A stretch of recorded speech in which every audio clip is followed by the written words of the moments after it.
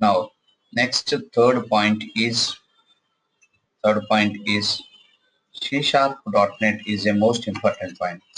Is a object-oriented object-oriented programming object-oriented programming language. It is a object-oriented programming language. Object-oriented programming language. So, what do you mean by object-oriented programming languages? We need to discuss more and more clear now here. Programming languages are two types. Two approaches are we have. One is called procedural oriented approach. Second one is programming approaches are two types. One is procedural oriented approach. Second one is object oriented approach. In procedural oriented approach, program is a in procedural oriented approach. Your programmer solution is a collection of methods in this approach. For example, if whenever you are writing a program by using procedural oriented approach, your program, let's say it is a program which you are writing by using procedural oriented approach. Then the program is a collection of methods. Method is nothing but a behavior which will contain some logic to define the behavior. Let us assume here you have written some logic, first method, and you have written another method called M2. And here you have written some other logic, and here you will have a special method called main.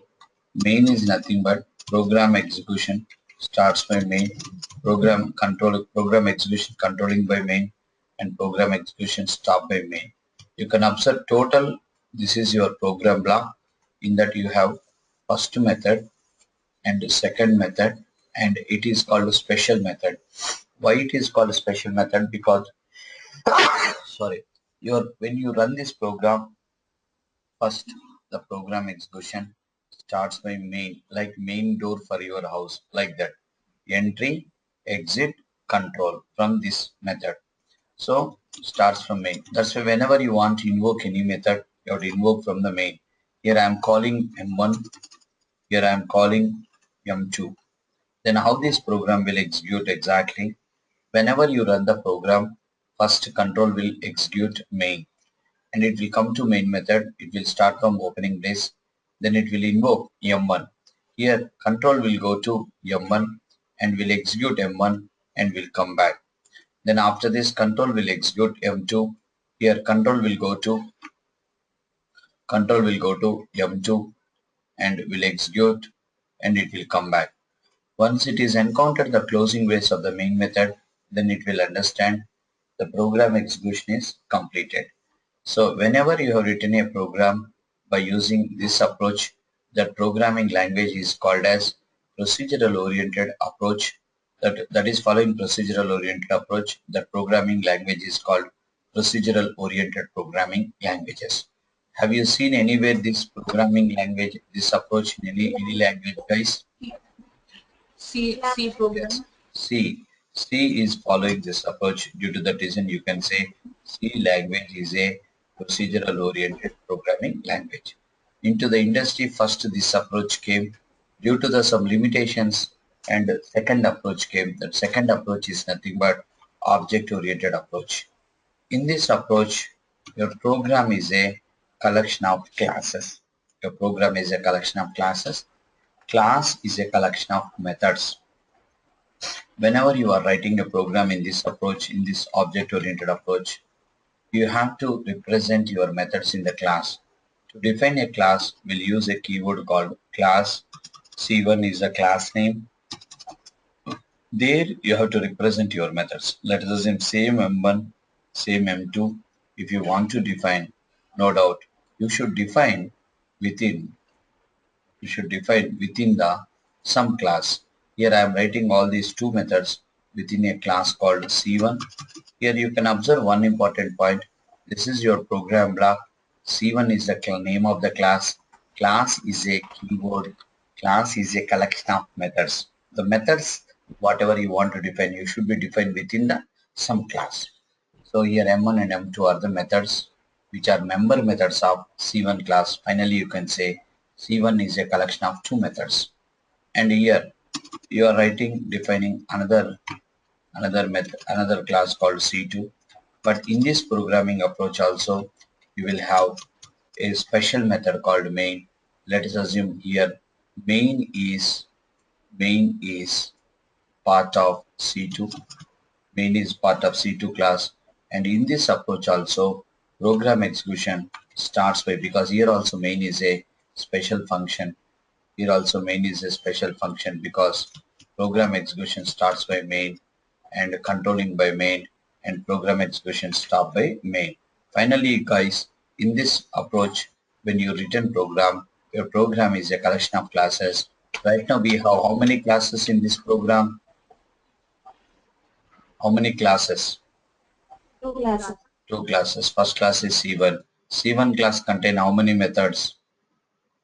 Two methods. Two method. M1 and M2, and C2 class contain a method called main. The role of main is Main. your program execution starts by a main method, controlling by main method, stop by main method. Whenever you want to call a method, you have to call with the help of class name. For example, C1 dot M1 semicolon, you are calling M1. Second, C1 dot M2, you are calling M2 function. So class name dot method name in this approach. Now when you run this program, in this program, your execution engine will start the program execution from main. Second, it will call C1.M1.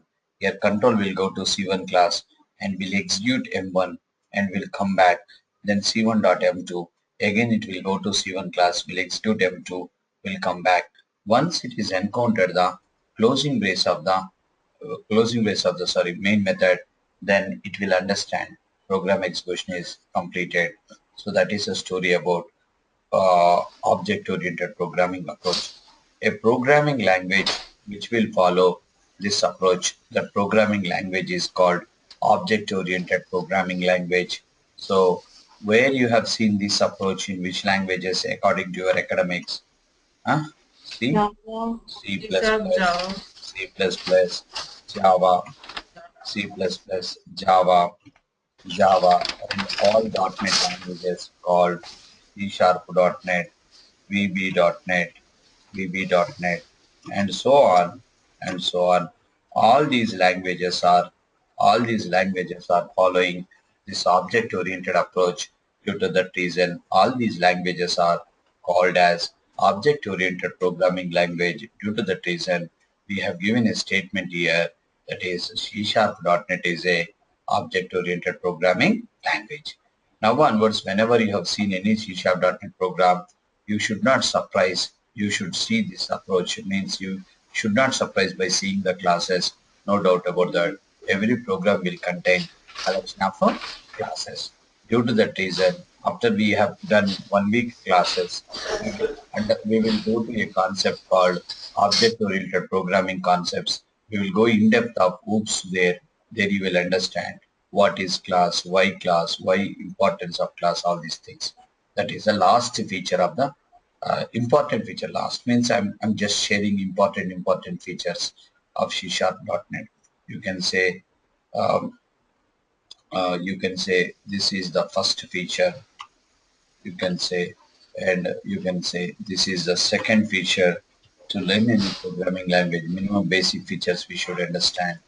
And you can say this is the third feature, and you can say this is the fourth feature. Just only four features I was exposed, not more than that. Okay, so try to maintain the silence in the class whenever, without your knowledge also, the network disturbance is coming sometimes. Whenever I'm muting you means it indicates that some network disturbance is coming from that concerned person. So just don't try to unmute again. Okay, unmuting means some even though you don't know that there is no, you're not talking to anybody, but some disturbances will come in the class. Okay, that can recognize by the faculty, as well as whenever you can observe in the top of the GoToMeeting window, talking RN Reddy, as well as from where you are getting disturbance, that concern name will display. Even though they are not talking, noise is coming means from there some disturbance is there. Okay, because unnecessarily these disturbances will record in the session. Okay, that is a story about yeah, features of C#.net. Okay, so now, right, let's recall what we discussed till the time. First, what